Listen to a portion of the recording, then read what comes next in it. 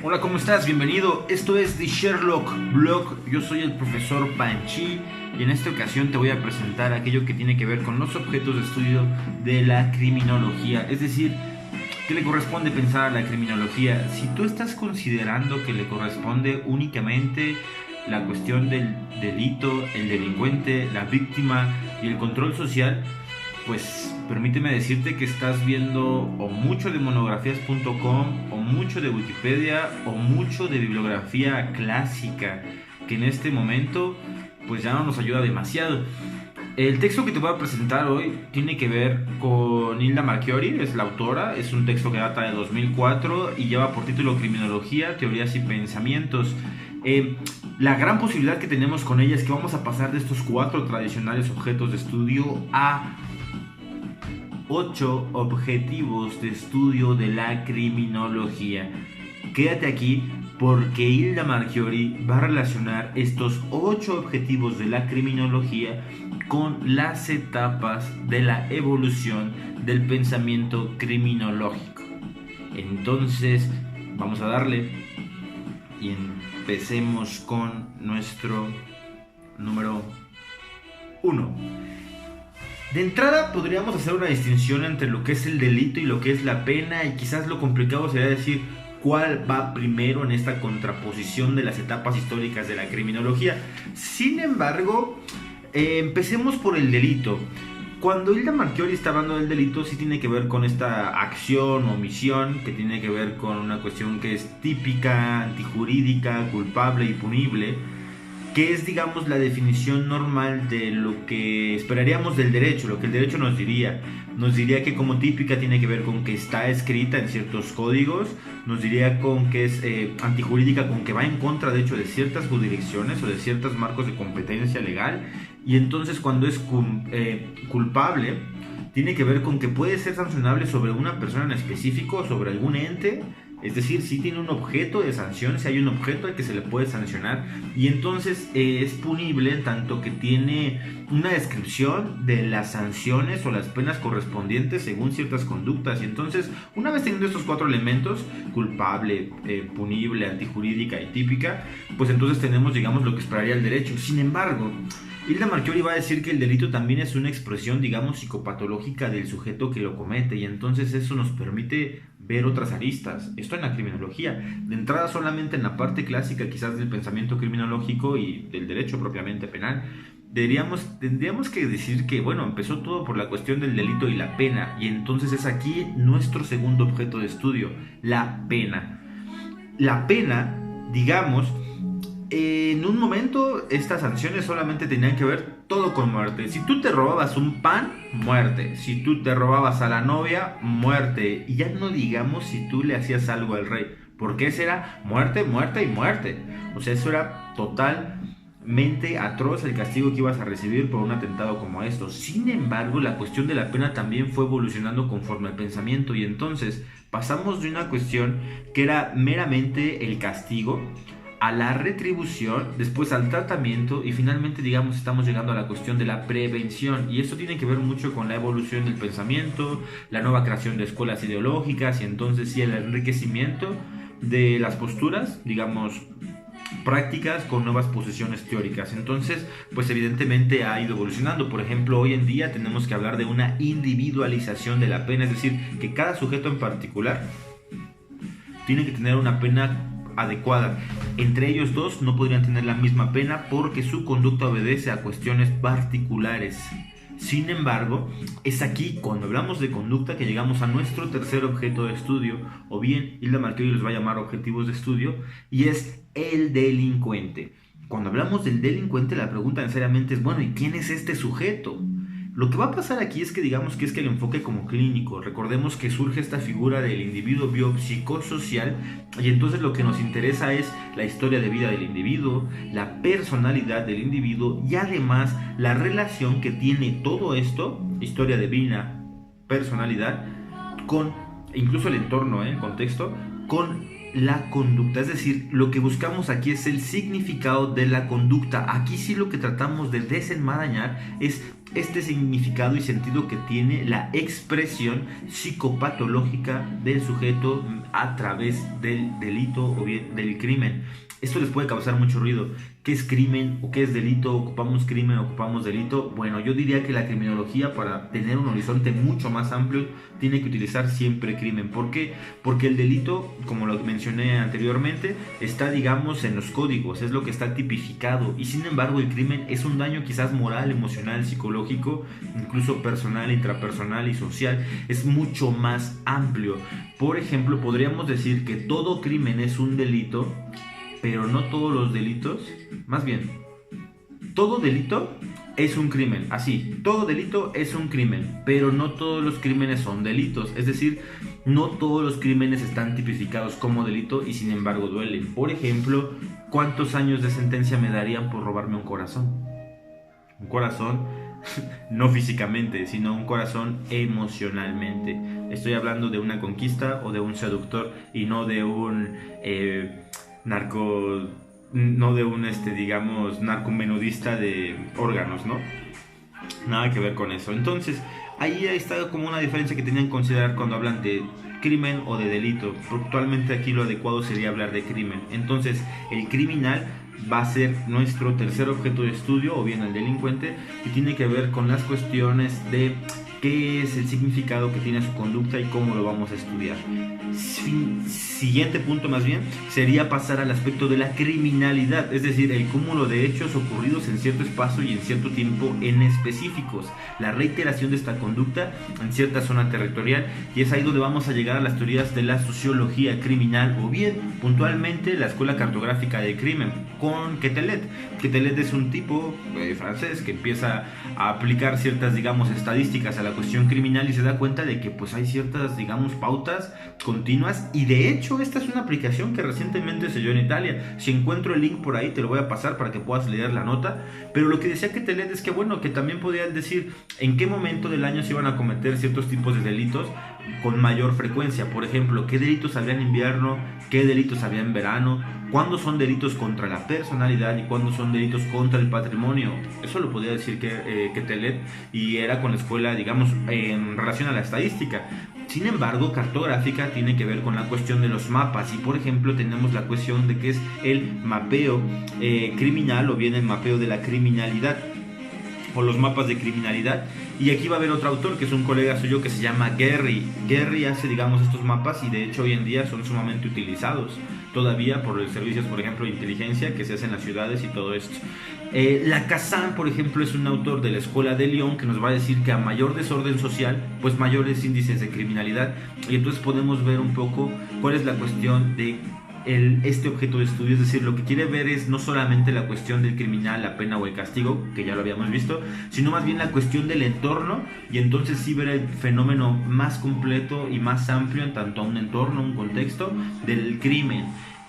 Esto se va a basar principalmente en dos elementos, lo que es la cifra conocida y la cifra desconocida, o bien la cifra negra. Cuando hablamos de la cifra conocida, pues bueno, son todas las denuncias, demandas que hacemos, que se registran y que entonces sí pueden, digamos, certificarse con datos precisos. Sin embargo, la cifra oculta es quizás la más representativa, porque digamos que de 5 delitos, pues más o menos quizás 0.5 se van a denunciar, es decir, de cada 10 delitos quizás uno se denuncia o 2, y entonces realmente lo que suceden son pues otros 8, ¿no?, que no conocemos. Eso es la cifra negra, aquel número de delitos que no conocemos oficialmente.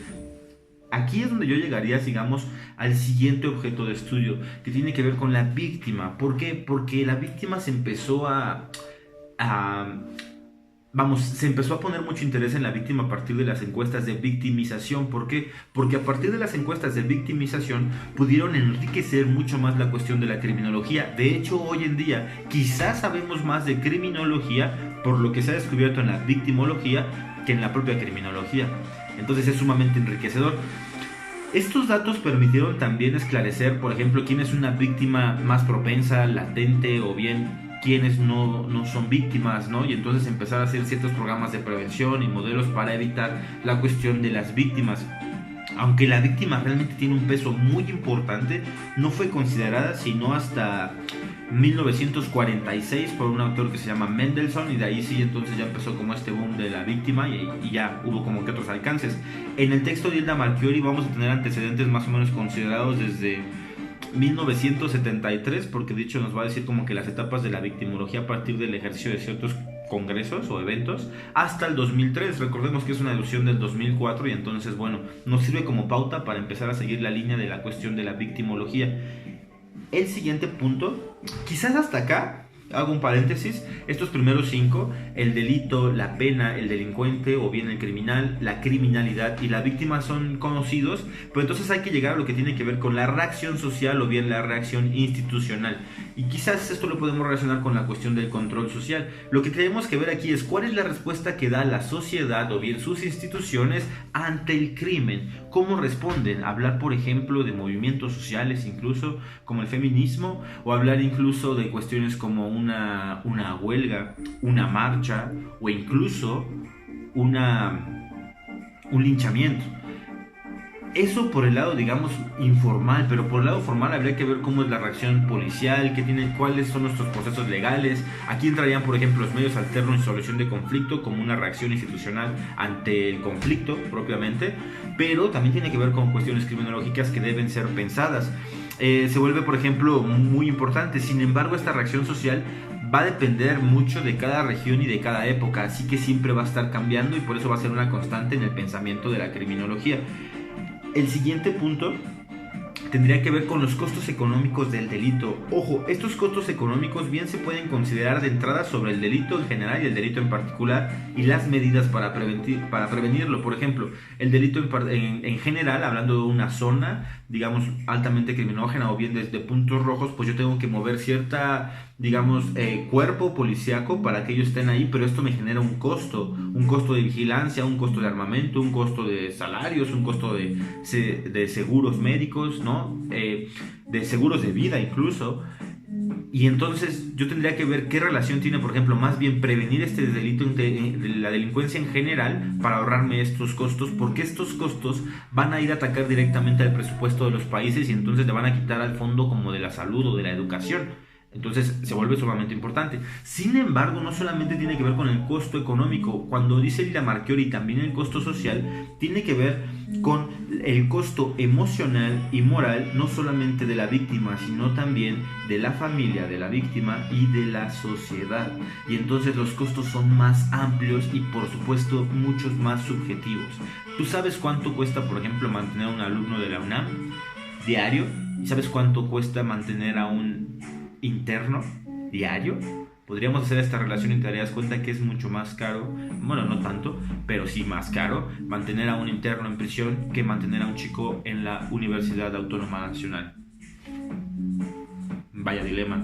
El siguiente punto entonces, y para finalizar, los 8 objetos de estudio que tenemos desde la perspectiva de Hilda Marchiori serían la cuestión de los programas preventivos. Lo que nos va a decir aquí es que, bueno, necesariamente las cuestiones del estado, digamos, del crimen en el país, pues lo que nos dicen son, hay que enfocarnos mucho más en esto. Hilda Marchiori considera cuestiones como el incremento de la delincuencia, los daños ocasionados a la víctima, la impunidad al accionar de ciertos delincuentes, la alta vulnerabilidad de las víctimas y la falta de un seguimiento particular, los costos económicos y sociales, lo que hablábamos ahorita, el colapso institucional, policial y de la administración de justicia, el fracaso penitenciario, la falta de un tratamiento adecuado, la falta de personal, digamos, experto o bien profesional y específico en cada una de las áreas, o bien el fracaso de las penas tradicionales son lo que nos llevaría a considerar otra vez los modelos, digamos, preventivos. Y entonces ella nos va a proponer distintos modelos, como el clásico punitivo que tiene que ver con valorar la cuestión de la pena, el médico que tiene que ver con valorar lo del tratamiento, el social que tiene que ver con una cuestión incluso estructural, la cuestión comunitaria que tiene que ver con la formación de un hábitat, es decir, la labor vecinal para formar un sentido comunitario entre los miembros de una colonia, un territorio o ciertas zonas, el mecánico físico que tiene que ver con la recreación de espacios públicos, es decir, la recuperación de espacios públicos, y ese mismo va a pasar a lo que es el diseño ambiental, que tiene que ver con hacer de los lugares que antes eran inseguros, pues lugares seguros, para llegar finalmente a un séptimo modelo, que es el de seguridad urbana, donde se pretende formar una asociación inteligente de prevención y sanción del delito para evitar la reincidencia. Y entonces aquí tiene que ver con la labor comunitaria total, no solamente de la sociedad, como las colonias, las familias y las instituciones, sino también del gobierno y del Estado, para fungir en conjunto y entonces sí establecer mejores vínculos de seguridad y de prevención. Como lo pueden ver ustedes, pues no solamente es una cuestión de Wikipedia, y ya con esto cerramos hoy. Wikipedia, las páginas en general, Wikipedia, monografías, quizás el Rincón del Vago, apuntes.com, nos van a dar ciertas perspectivas de lo que es conocido por la criminología, incluso aguas, porque Wikipedia te llega a manejar la escena del crimen o el lugar de los hechos como un objeto de estudio de la criminología, y tú sabes que no tiene nada que ver. Ten mucho cuidado con estas perspectivas, hay que ahondar un poco más en las teorías, vas a encontrar temas más amplios, y yo te voy a recomendar mucho un texto de Sánchez y González, que es este de aquí. Es una introducción a uno de sus libros, que de hecho lleva por nombre Objetos y métodos de la criminología. Este es otro libro de ellos, por ejemplo, digamos como el principal, queda con muchas reediciones. Yo te voy a dejar el link del artículo para que entonces puedas ver la amplitud total que tienen los objetos de estudio de la criminología, porque estos autores, por ejemplo, lo que van a considerar, Sánchez y González, es: vamos a valorar si la sociedad es heterogénea o homogénea, y entonces sí empecemos a ver cuáles son los objetos de estudio de la criminología, incluso desde la perspectiva judeo-cristiana. Y además hay otra postura que nos maneja categorías y niveles, es decir, que si tú tuvieras solamente como categoría el delito, tuvieras que aplicarle un montón de niveles, más o menos 8 niveles de cuestionamiento acerca del delito, y entonces la amplitud de los objetos de estudio de la criminología es total. Te invito a que sigas. Hoy vamos a terminar. Recuerda, Hilda Marchiori, su título del libro es Criminología, Teorías y Pensamientos, y recuerda, son 8 elementos. Delito, pena, delincuente, criminalidad, víctima, costos económicos, modelos preventivos y reacción social e institucional, o bien tú estableces el orden. Sin embargo, te agradezco que hayas estado conmigo. Recuerda, esto es The Sherlock Blog, yo soy el profesor Panchi, y por esta ocasión ha sido todo. Así que nos vemos pronto. Chao.